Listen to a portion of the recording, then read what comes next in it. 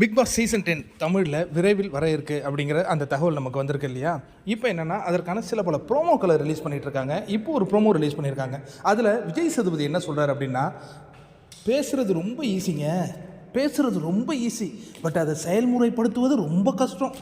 ஒவ்வொரு சீசனும் வந்தால் போதுமே, எல்லோரும் நெட்டில் உட்காந்துக்கிட்டு இது சரியில்லை, அது சரியில்லை, அவங்க கேம் சரியில்லை, இவங்க கேம் சரியில்லை, ஏன் விஜய் சேதுபதியே சரியில்லைன்னு விமர்சனம் பண்ணுறீங்களே, நீங்கள் இந்த போட்டிக்குள்ளே குதிக்க தயாரா அப்படின்னு சவால் விடுறாரு.